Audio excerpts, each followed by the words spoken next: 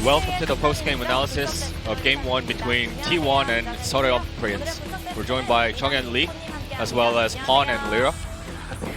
Welcome everyone. 안녕하세요. 포원석입니다. 텐션을 키워보고자 했습니다. Alright, that was an attempt to increase the tension of the show. Alright, let's recap the draft. T1 was able to grab a strong composition throughout the entirety of all lanes. And SP came up with the Ashe Zara. What are your thoughts on the Ashe Zara combo? They're very strong in the laning pace, and they try to overcome the Ezreal Nautilus because Ezreal is relatively weak in the laning phase. However, they weren't able to do so. So SP banned Kalista, and kinda everything insinuated that T1 would take Ezreal. So that was SP's intention. And they try to make some plays when they hit level 6 because Ashe are very strong at that point. And in the red side, it's almost 7-3 if the red side counterpicks the top champion. However, Ixu went for Ilaoi at the earlier phase of the draft, so that kind of negated SP's potential as well. And Ashe Zara once again weren't able to do much. And here, Ashe Zara was able to spot the Nidalee and applied heavy pressure in the lane and tagged along with Graves for counter jungle in the opposition's red buff. Right now it's about the 8-minute mark, and the Herald is available right now. So SP with control over mid and bot lanes went for counter jungling at the red buff of T1. However, they ended up losing the Graves instead. As soon as Flawless took the red buff, because all the other champions of SP disengaged, and Graves was left alone for dead. I think that personally Echo should have been in vicinity of Graves as a security blanket for Graves' safety. However, Echo abandoned Graves as well, so that was that. And that was the point where the early snowball that compiled from the bot and mid lanes completely got halted for SP's case. And the strength of Ashe Zara combo was completely negated from that point. And in the other hand, Wukong's superior teamfight potential was exhibited by Kana in front of the Dragon Pit. And here, everything was perfectly set up for Wukong to make the play of the game.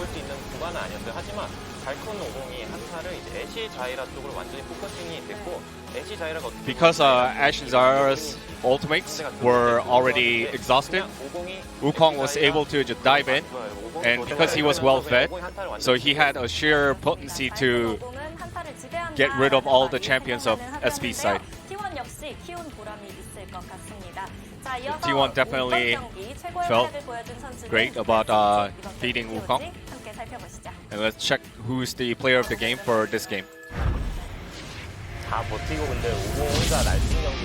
And it is Wukong indeed.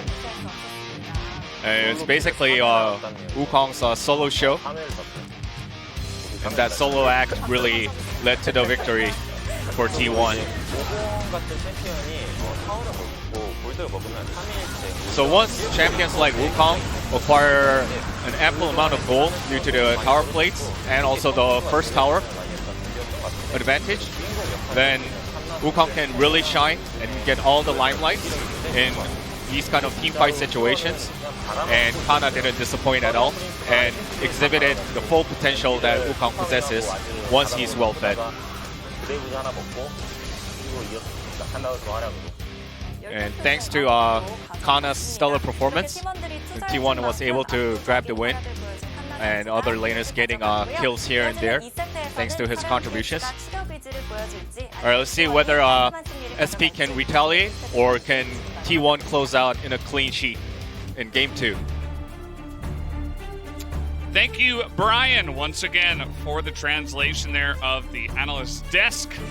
Was a pretty nice sighting to see the Wukong getting so much value and T1 kind of stomping them here in game number 1. It's kind of going according to what we did expect between these two teams, but we'll have to see if T1 can keep it up. Yeah, and I mean, SeolHaeOne Prince, when we listened into their mic check, obviously it seemed like they were very defeated. And I have to imagine what their mind is at going into game number 2, because that was them basically getting dragons for free, but losing the game without really anything happening was pretty much the story, which is a very unfortunate thing to have occur to you. As it looked like someone just bought an icon or an emote on their client. Ooh. That was Kana. You know what that means, guys. I think it's time to tilt Ixu. This is what's going to go on here. Can we get a Nunu, please? One time? There's no Nunu? I'm not coming back to Series 2. That's fine. I'm down to solo cast. Dalwon versus Afrika should be an amazing series. As I'm gonna get you another burrito. You're not gonna make it. Oh God. All right. Well. Don't want to be the lone speaker again. No! Wow, they banned it. There you go. They know.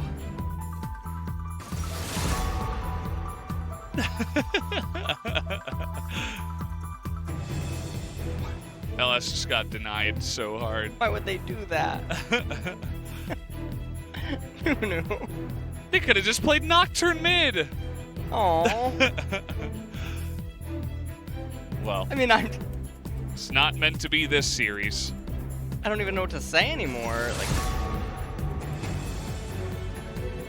Ezreal. oh, I'm a little speechless. I'm sorry. Yeah. Lost speech. Well, okay. Nunu did get banned. Nunu.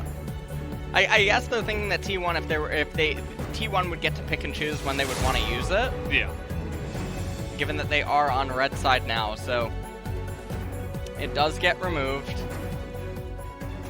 And I wonder if that means that they acknowledge that if T1 blinded it, there's counterpicks that exist. So now that they're on blue side and they don't have that luxury, they have elected to ban it away. Trundle B1. Yeah. Kallista's available. And that's a pretty scary pick for Teddy. You take away his Ezreal. I don't think he's gonna... Varus is available too, as is Aphelios. Lots of availability in the AD carry role. Don't see that every day. And, well, Yuumi was hit very hard. Okay, Callista is now just going to be picked up for Teddy. Yeah, he's loving the Callista. And Cuz is loving the Nidalee, especially into the Trundle. But Jungle Orianna, PogChamp. Yeah, Orianna is definitely a PogChamp. This, I'm not sure about this one, though. So it's a self-counter pick inside of the jungle, but if they just play for pure lane kingdoms and going for Dragon Soul, I guess that could be their thought process here. But obviously now T1 are two short-range champions, reliance on hard engage, reliance on, you know... I feel like you've said this before at some point, LS. Now, Aphelios is super effective, actually a double multiplier here, okay? This is like electricity versus water flying right now is what's happening. This is quite a nice spot for an Aphelios. And LeBlanc coming in for Mickey, that could mean Kassadin actually getting picked up. That would be very fine, all things considered. Could even have Morgana actually come in here, and that would be another fine pick against the Trundle as well. Yeah, Faker can play anything. Will they just pick up a support here? It is going to be Nautilus to go alongside the Callista. They want one of the best combos down there. Yeah, one of the interesting options, if they had locked in an R3 Morgana, is that they retain the ability to flex it into the support role, even though that's not a very common pairing with the Callista. It's still something that could have maybe happened. But we'll see what they elect to ban away now here. They might just try to work on supports, but honestly, there's so many supports that are just wide open that it's very difficult to do so. Enchanters should actually be these supports that T1 should be worried about, as Thresh Band strikes me as very bizarre. Cannon now being taken away. They, the melee support picks into the Kalista Nautilus generally don't do very well, but I don't really get it here. Maybe it's a secret ban? No, he's played mostly Lulu Yumi alongside a couple of games of Thresh, but Jace also going to be taken away. Same second round bans against Kana as last game. Kiana is being hovered right now. It's in the same department as Kassadin in the Korean alphabet. And no, it's actually just going to be the Lissandra. So one of the traditional counters to LeBlanc. Since a great while, actually. You can eventually just flip a switch after first recall and maintain permanent prio pretty much whenever you want. LeBlanc's the one that then has to struggle, and the onus is on her to try to make things happen, but it's just so hard to do so against Lissandra. And now, with Lissandra and Nautilus, the single target lockdown is so scary by T1, Alawi being blinded again. And so this is just Ixu basically saying, like, I don't really feel like I can probably win on normal footing. And so I'm just going to pick the champion that I'm best at, and even if I go 0-6, I guess I can just land an ability. And maybe that'll be fine. Okay, well, I mean, everything on T1 is very short range, very susceptible to getting poked, and so it's a little surprising. They picked the Tom, though, because it has value against Nautilus and Lissandra, rather than just trying to outright win against T1. Gangplank would be very surprising. I'm going to have a lot of words to say if he locks it in. And no, we're just going to actually get the Wukong. Yeah. We don't mix things up very often here. It worked in game 1. He seemed very comfortable on the matchup, but that does mean we will also get denied a Gangplank, which is also a rare sighting here.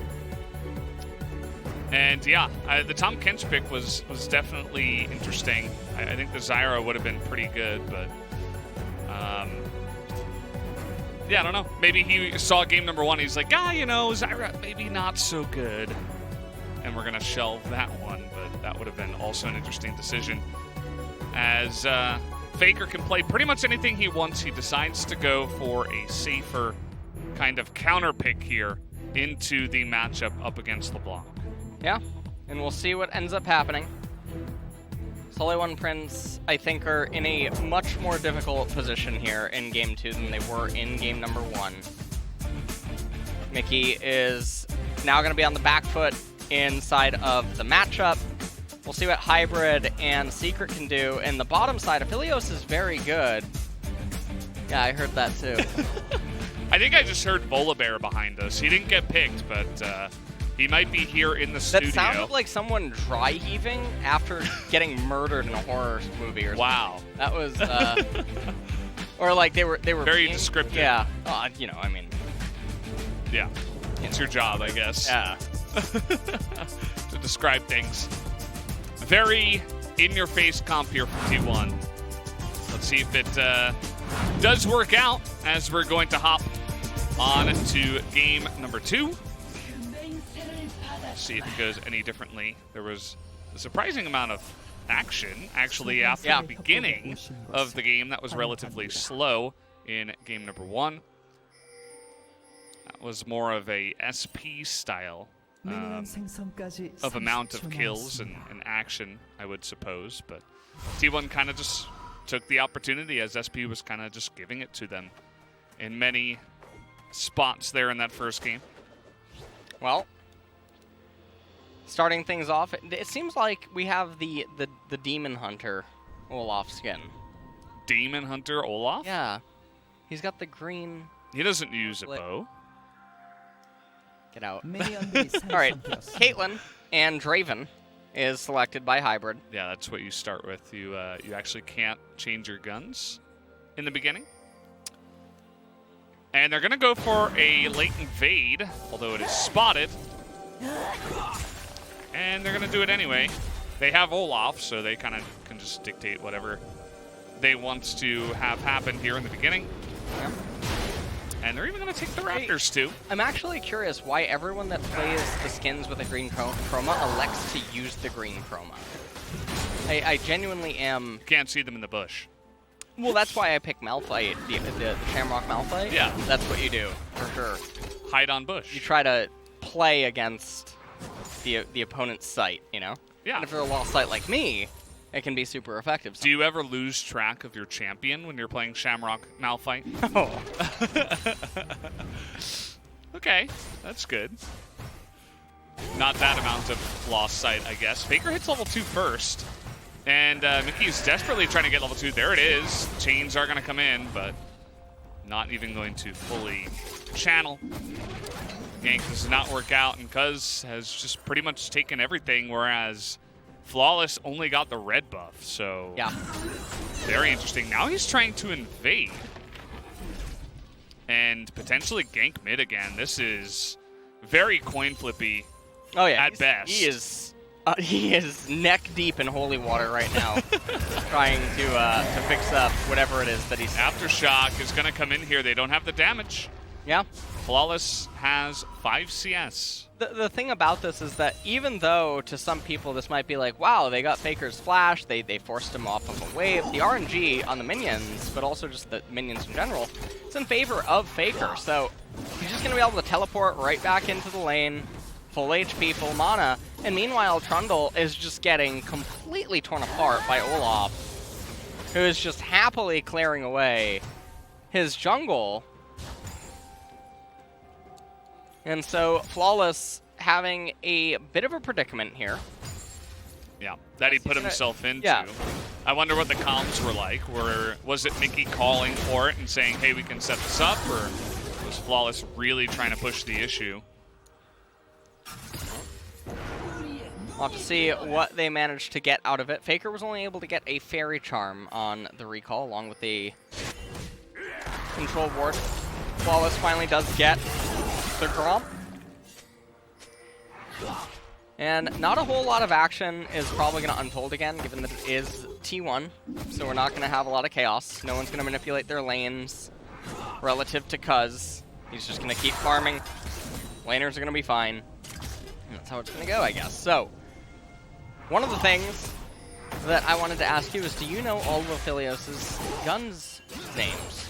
Not the actual names, but... Oh, you know, I thought you were going to ask me because I was so ready for the real names, not the champion names, right? Yeah, the champion names. The champion names of his guns. Well, it's Caitlyn Draven, right? We already saw that. Yeah. You already kind of gave that one to me. did. That was kind of like the freebie. I threw you a bone there. Well, this gank isn't going to happen.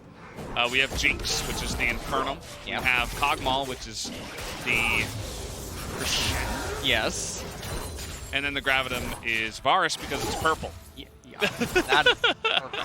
100%, right? It's purple, and because it roots, it doesn't stun. Yeah. So It's not like a an little bit of a arrow. difference. Yeah. The autos, though, do slow when you have it out. That is true. So it's like a little bit of Ash Ooh. as well. This was a nice little trade by Ixu. Oh, well. This lane is looking very different right now. Yeah, looks much more even. I mean, I suppose Kana is going to get ahead on CS here as long as he perfect CS's it, which I would expect. The attack speed, and yeah, he's going to get all those. So he'll be slightly ahead, but he took a kind of errant trade there. Yeah.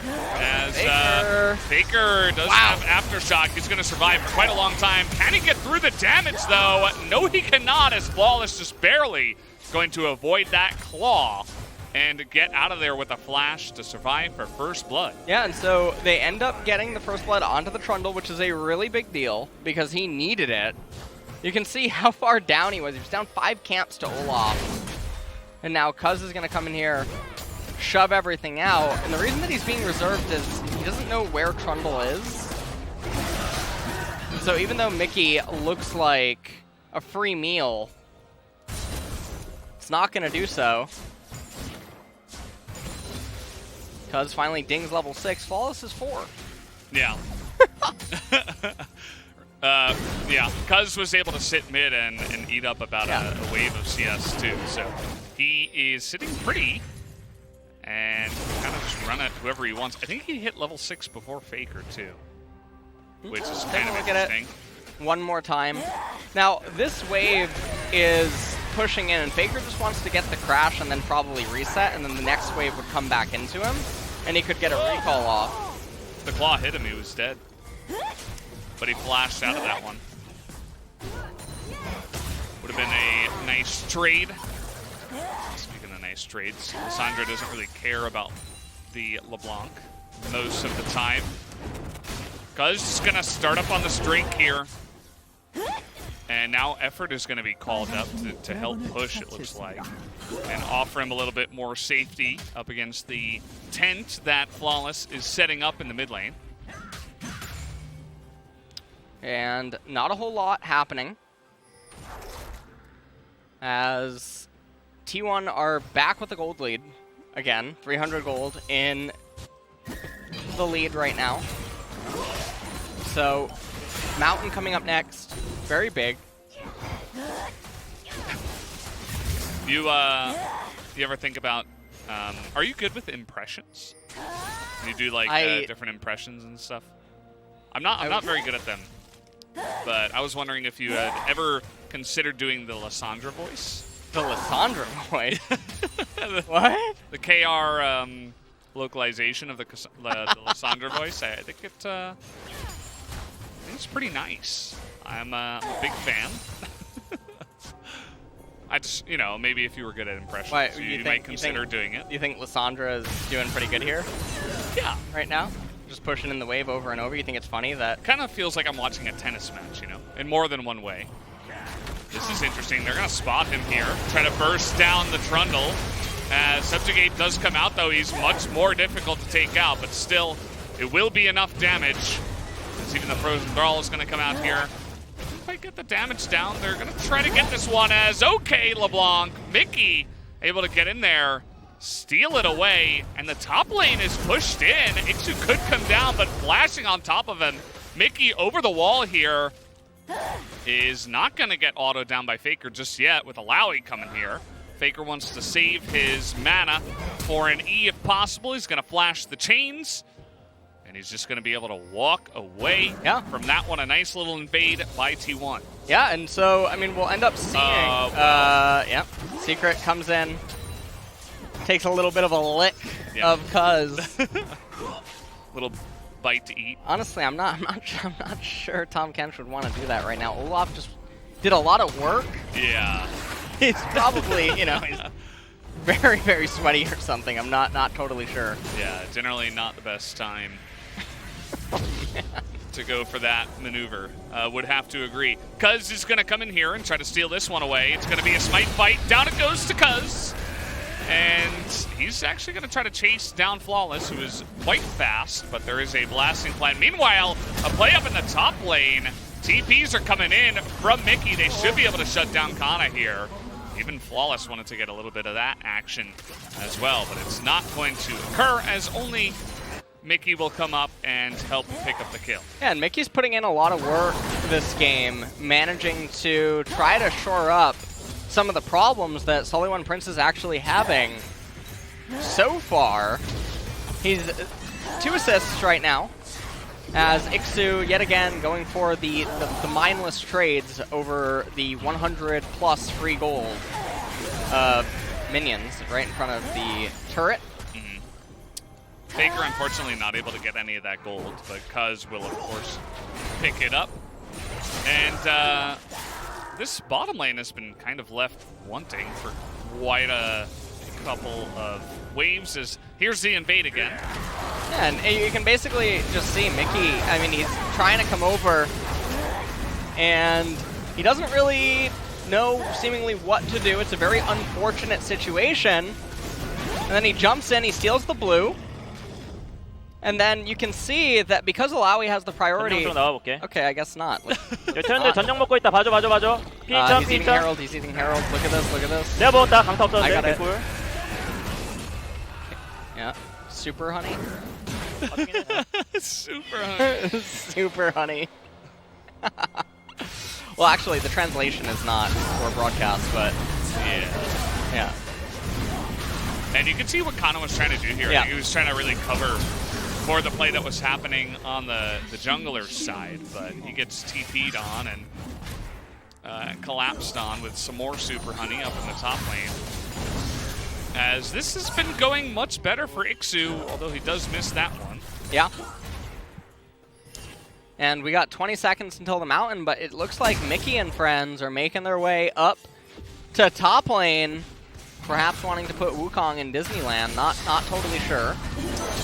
He's going to get ulted here as Test Spirit goes in. Mickey gets knocked up, Oh! and he's going to get killed under the turret. That was, I think, a misplay by Mickey to get that close to the Wukong, who didn't even have flash, and gives his life on the 3 versus 1 dive.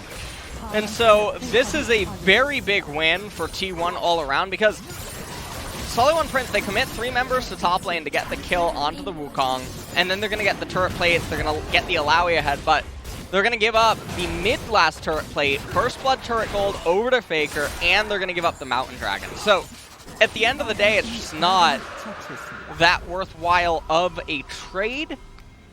And unfortunately, Mickey dying is also quite disastrous for them. They're still only down 500 gold. Yeah. Take a look at this replay. Yeah. And Ixu comes in, drops turret aggro. He had one more turret shot that he could have taken, for sure. And Mickey ends up getting hit here. So let's take a look at this by Kana. So right here, Ixu, he can tank one more turret shot, and it would have been very big. But Kana tried his best, ended up getting the 1-for-1 at the very end. Yeah. It was multiple things. Ixu could have tanked for longer. We could have seen LeBlanc trying to stay a little bit at range, but also it was a good play by Kana to time his second knockup specifically for when Mickey was getting in there. Mickey, of course, couldn't see him as he was in the decoy state. He was trying to get that AoE damage as well. I think Mickey might be dead meat here. The Proto Belt comes in, and there's that last auto. Change in direction. Like it's a homing missile. And that is going to be another kill onto Mickey. Yeah. And it's very hard for him to really play at this point in the game. The early game's been so accelerated, and LeBlanc is not going to really function under these circumstances super well. And so T1, they've managed to make everything quite okay as it stands. Down to the bottom side of the map, I mean, it's just been going blow for blow inside of laning phase, as Teddy does have a small advantage right now, but all they have to really do is just wait for the Ocean Drake to come up, and then they'll threaten Soul Point, and that can be the end of the game. Everett's going to flash away. He's still going here. Yeah, Varus ultimate. Grabbing him pretty good. Ooh. That is going to be another dredge line on the wall. And it turns out Nautilus is also pretty good. Top lane no longer a cakewalk for the Monkey King that Kana is playing. He's down a bunch of CS, and we got a big zoom out now. Flawless moving down here to the bottom side. We don't have any teleports right now, but they're coming up pretty soon. And we'll see what T1 is looking to do here.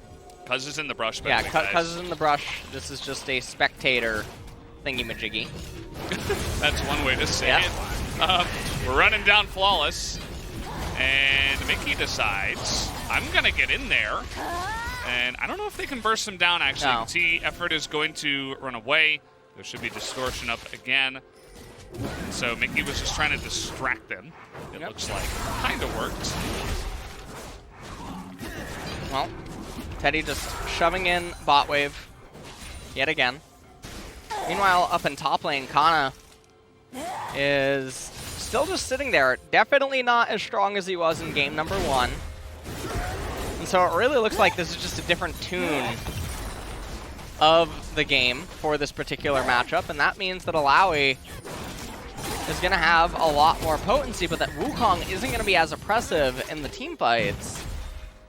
And so we'll see what Ixu can manage to do with that, because his team is really going to need him to deal lots of damage and play a very big part, because Alawi is really the key piece along with the Philios. It's very hard for T1 to just hard engage into both of those champions. They'll end up getting melted. And so we'll see how they manage to take the team fights. The dual lockdown with the Lissandra and the Nautilus is very good. Ooh. Yeah, that chain doing a quick 180. And a better trade by Mickey that time around. Ocean Drake just 2 away for T1 that are ahead in the game. They are not going to let this one go without a fight. I'm curious to see if Ixu can come in with a great TP and make a big difference in this one. But we might not even have a normal fight here, as Secret nearly going to get picked off.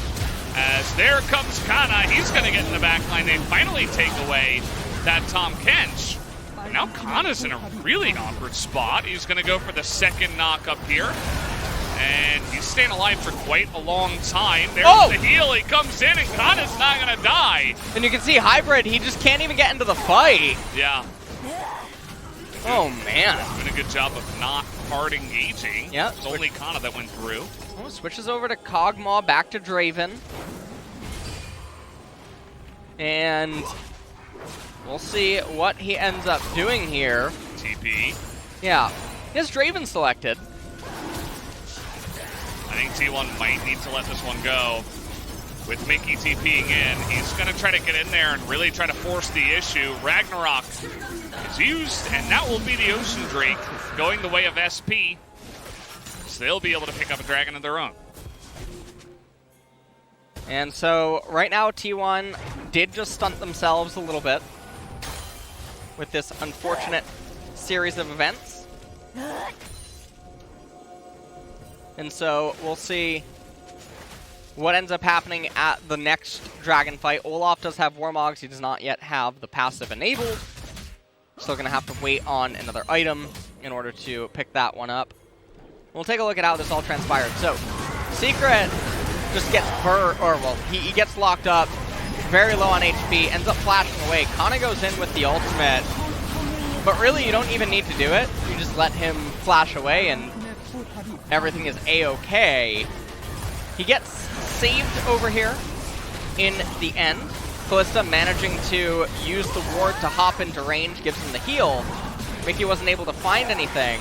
And then immediately after this, you can see they just neglected the Ocean Dragon.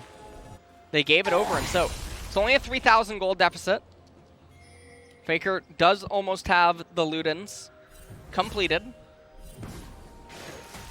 And Aphelios is really the scary part, as well as Alawi. So, said that a couple of minutes ago, and it's just going to get more and more true as this game continues to go on, because Lissandra is about to get stuck. And this is a thing that happens to mages in the mid-game when they have to itemize these like utility items, where it doesn't convert as well into the mid to late transition as some other itemization paths. Yeah, because they only offer utility. They don't offer certain percentages or scaling, or just flat AP might be better in some circumstances in the later game. T1 is just trying to push whatever advantage they have, but they're going to quickly back away. It's one thing you'll generally notice from T1 is their macro is pretty clean. And Ixu's remaining a problem. We don't really see Kana, getting in his face, having fun. He's getting tested on his spirit. Kana just has to kind of, sulk behind the turret for most of this. So there is that winning lane this time around for SP.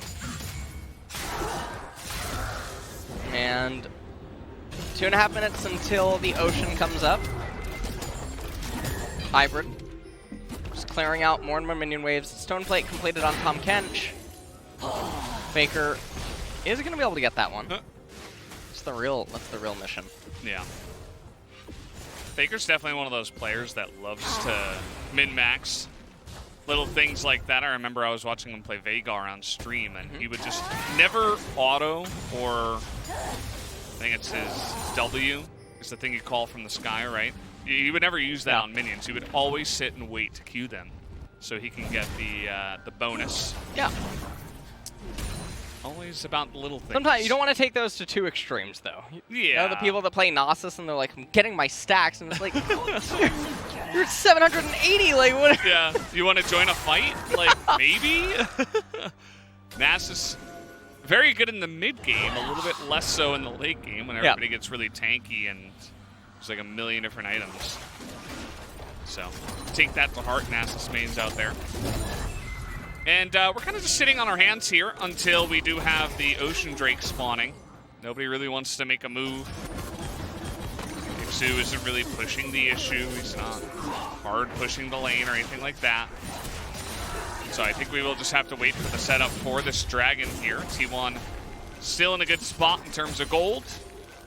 But I think that, as you did mention, those two champions can be a real thorn in their side once it does get into these big team fights. Well, 40 seconds until the Ocean, and we'll see what ends up happening, because it looks like Alawi is just actually going to go straight into the Spirit Visage as the next item. And that's sort of bewildering to me in a way that Lissandra does not deal obscene amounts of damage, and there's not a whole... Olaf's dealing true damage, Wukong physical, Kalista physical. The Spirit Visage just seems out of place compared to Death's Dance. So, a little bit surprising. Trying to understand why this could be the itemization path, and I'm really struggling to. I guess as a counter to the Grievous Wounds, because you get the amplified healing, so it helps a little bit against the debuff. Yeah, I guess so, but it feels like you're kind of doubling down. As we're getting a bunch of sticks into that dragon. That's going to be a nice pillar. Slows up a lot of the Mickey, though, trying to get in there and immediately just gets burst down. Make that 5v4 now on the fight. Aphelios doing some crazy AoE damage, but they're going to get onto him in the back line. He's going to get gobbled up there, but then eventually goes down. As 4v2 is, of course, going to favor T1. And that forced engage from SP is not going to go too well. Yeah, I'm really unsure what is going on with some of their team fighting, but T1 just ends up walking away with that very easily. I mean, Faker ends up going down, but he has the teleport available if they would need it, which they're not going to. And things are just looking very grim now at this point, because T1's Baron, they should wait. Well, it's not even going to matter. I was going to say they should wait for Faker, but he's going to be up for it, so matters not. But let's just take a look at this one more time. So, watch Mickey in the brush. Now, this is the part of the problem with Nautilus and also Lissandra, is that when you try to engage into T1, rather than vice versa, you can just get popped immediately. So, Alawi's getting a lot of value, but so is Teddy on this Kalista. And you just take a look at what's happening to Aphelios. He actually can't 200 years this team fight. And Aphelios doesn't like when he can't 200 years. That's not a very good thing for him. So Knock Up City ends up being what happened. 6,000 gold lead right now for T1. Threatening Soul Point, and with LeBlanc going into Banshee's Veil as her second item, things are not looking very good. Yeah, her second item. Important to emphasize that, as we're 25 minutes into the game. She's behind, and she's going for safe itemization. We talked about how that's generally not a good idea. But, yeah, I mean, it was a little bit of a lacking team fight there for sure from Mickey, not really able to get much done. The insane amount of damage that Alawi did, though, that is definitely something to talk about. We see the potential of this pick every time Mixu does play it, and we scratch our heads every time that nobody else plays it. So, yeah. Would love to see it more. We'll have to wait and see, as Faker is 11 life right now in the 1v1. He's up a level against Mickey, and they're just trying to suffocate SP with their Baron. And we'll see what they can manage to do. They're definitely going to raise the mid-tier 2, as they did just achieve. And with a minute remaining on the Baron buff, they're going to get 2 more wave crashes.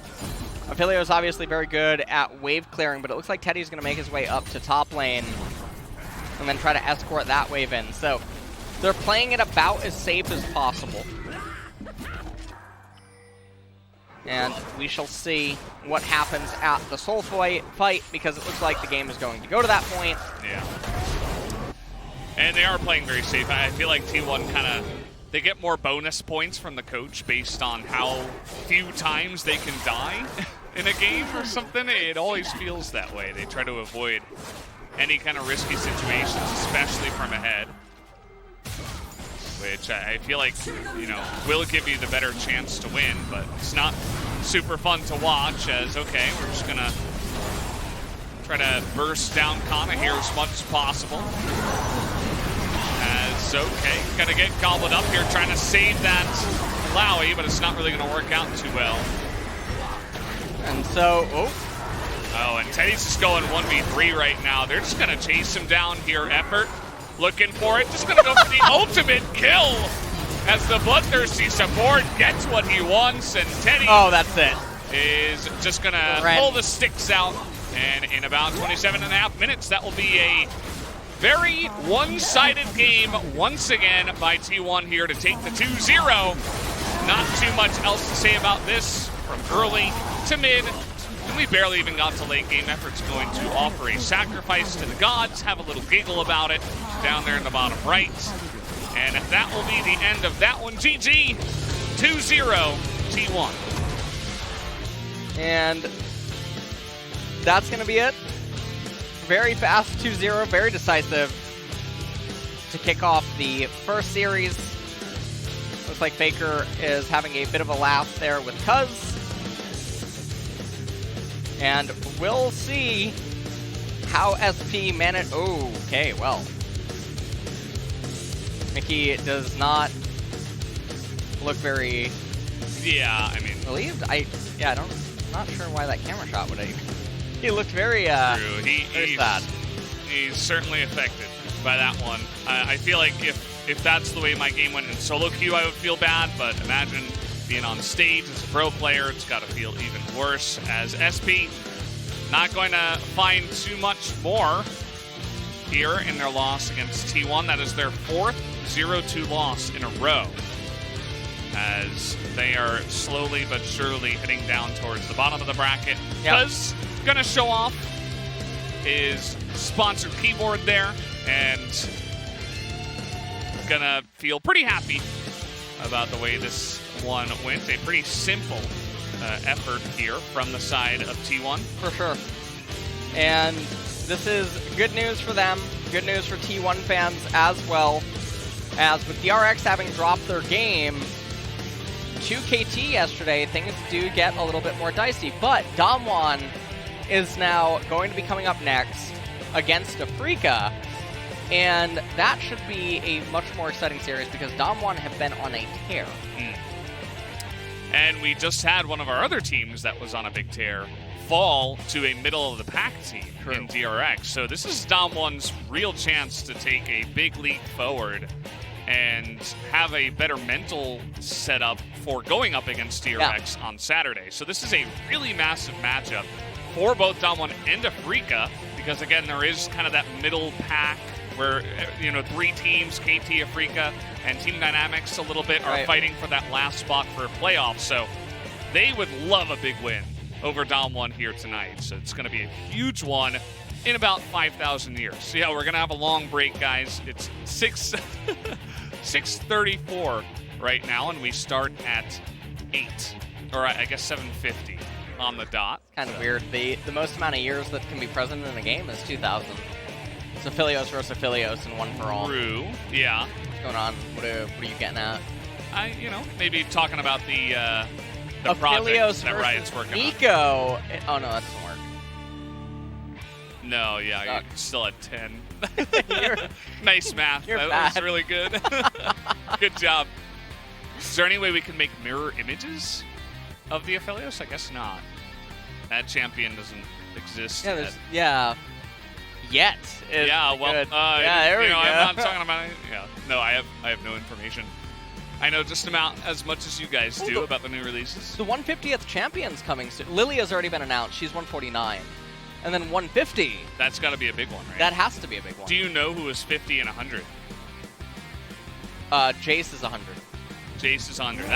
That's a big project. That's a complicated champion. I think Jace was 100. I'm pretty sure Jace is 100. He came out before I was playing the game, but I remember when I was living at Samsung, previously MVP, I think it was a very big deal when he came out, so I'm assuming he's 100. Okay. Am I right? I don't know.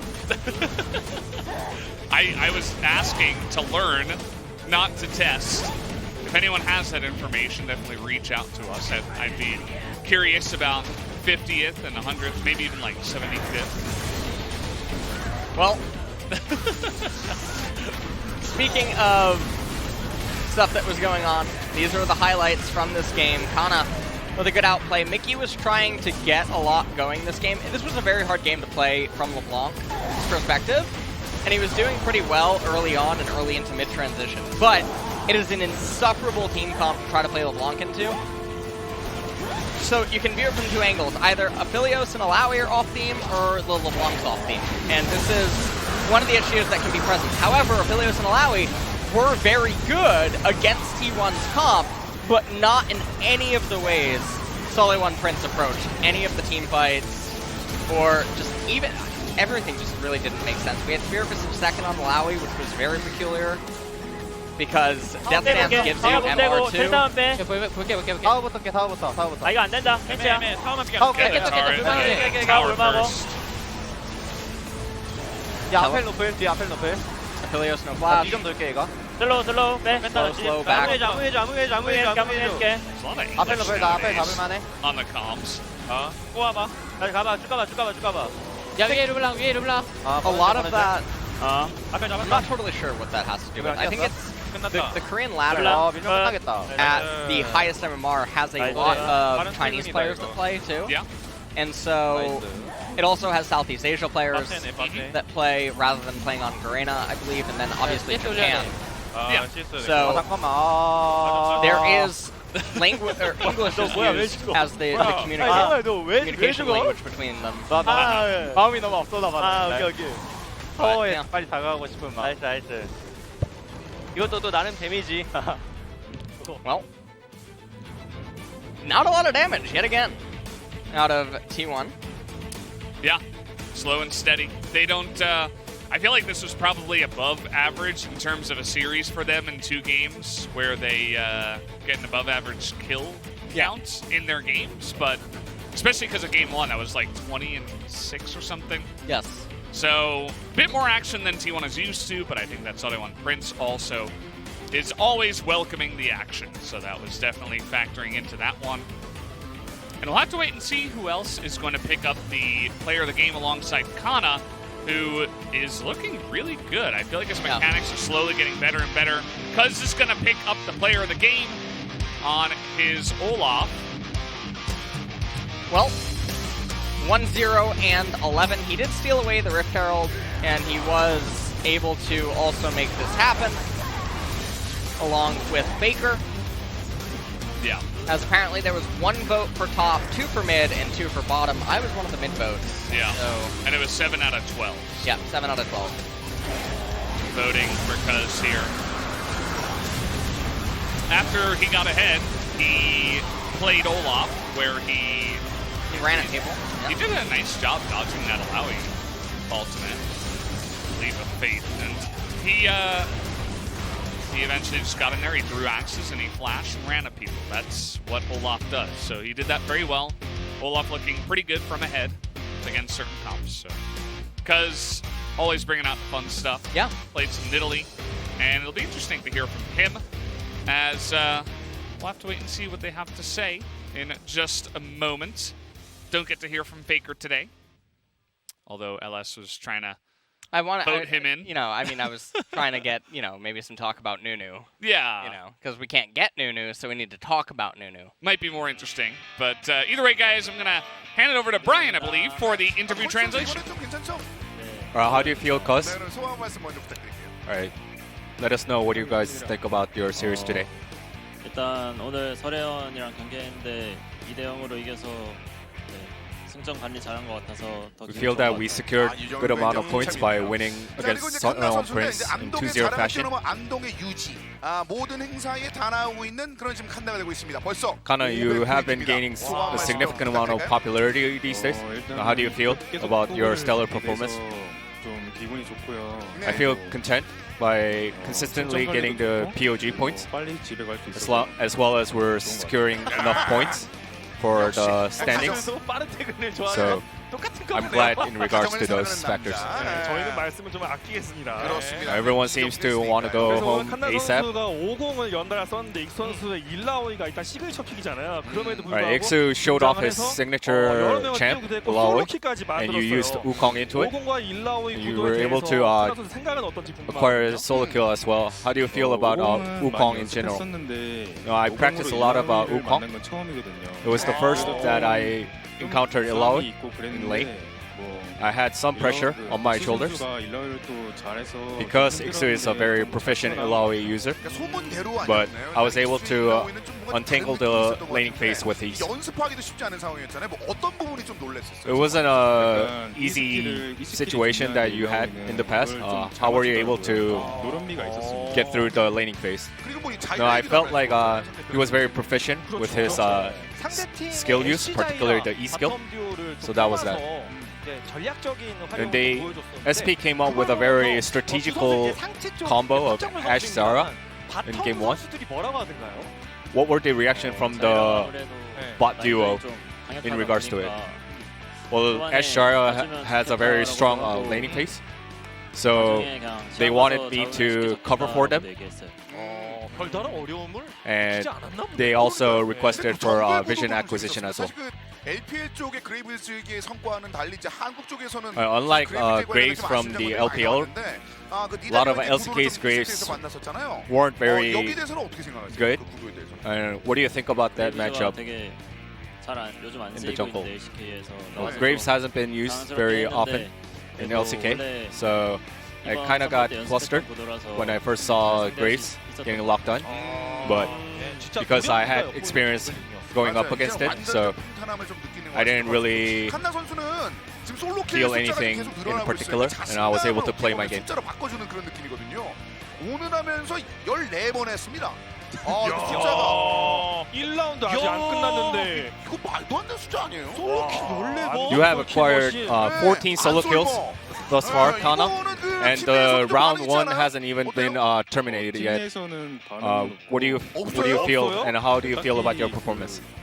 My teammates doesn't really care much, and nobody really compliments me in regards to it, so I just take it as that. 이런 거 안 했었어요? 페이커 선수 칭찬 안 해주나요 팀 내에서? Nobody gives compliment to you? Not even Faker? 뭐 끝날 때 뭐 창동이 잘했다 정도는 들었습니다. Well, 그래요? some guys kind of say like, yeah, well done, 위감 느끼지 않을까요? not too bad, but that's about it. I think the team should give you much more credit than what you get right now. 글쎄 칭찬을 많이 못 들어. So who's the teammate that gives you the most compliment? 어떻게 된 거야 이렇게 칭찬 Not 안 sure. 해줘요? Nobody really gives me compliment as aforementioned. 계속 잘해주니까 똑같은 걸 또 잘한다 안 해줬네. Well, he's been doing so well consistently, so we didn't really feel the necessity to compliment him because doing so well. 잘 살려줘서 고마운 것 같아요. And I feel very grateful that he survives in the laning phase without giving up any solo kills. You're first in the POG rankings, tied for first, and also first in the number of solo kills. 본인이 이제 사실은 뭐 이제 중위권 뭐 최하위 이런 느낌이라고 말하기는 사실 약간 거짓말의 느낌이 있어요. You feel like your previous statements that I'm just a middle of pack top laner and such are all balonies. So can you tell us how you actually really feel? 배워야 할 점이 많은데. Well, I'm still a rookie in the end, 저희 형들한테 배워야 so I 될 게 still have a lot to learn, especially from my teammates. So going to continue to grind up. 예쁘고 착한 동생인 것 같은데요. 표가 원대하니까. A급 후임입니다. Well, it seems like you have some grand ultimate goal set for yourself.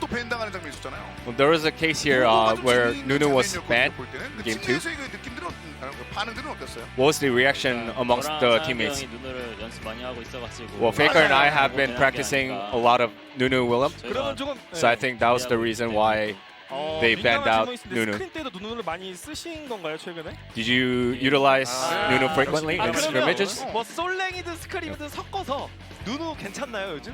So is Nunu actually viable and good, considering all your experiences both in scrimmages and solo rank? 그게 세가지고 그거에 좀잘 당해주는 것 같아요. It's very potent pick, and a lot of people get susceptible to Nunu's strong plays. 상혁이 형이 눈을 뵀네라고 아마 했던 것 같아요. And then we had our exchange of moments between Faker and me on Nunu being banned.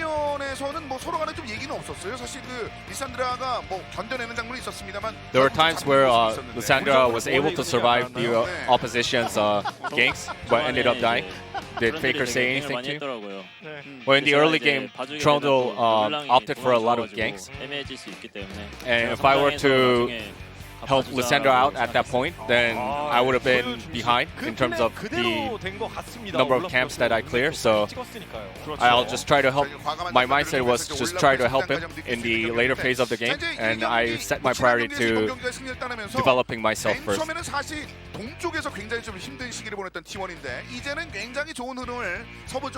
Well, you guys started off in a stumbling fashion in the Eastern Conference. Now you guys are in the West, and you guys have solidified your spot. So tell us what your resolution are for your following series. No, we go up against Dynamics. We will make sure we prep as much as possible and perform just like we did today. We not only have to secure wins, but we also have to secure as many points as possible. So that's exactly what we're going to do in our future series as well. Once again, congratulations on your consecutive POGs for Kana, as well as Cuz. Congratulations. So back to the casters. Thank you, Brian, once again for the translation of that interview. Good to hear from the guys. I think Kana deserves some more compliments, as he has been playing very, very well, but maybe they just don't want him to get a big head early on in his career. If he can continue to play like that, I think T1 are in a pretty good spot here, as they have moved up to 3rd place after the win. Although Afrika do have a chance to move ahead if they just simply 2-0 Damwon later on tonight. But we'll see how that one does go, as Damwon, not a big deal, is a pretty good team. Damwon is, if they win 2-0, well, no, I'm sorry. If Afrika wins 2-0, they actually pass T1. Yes. And he's listening.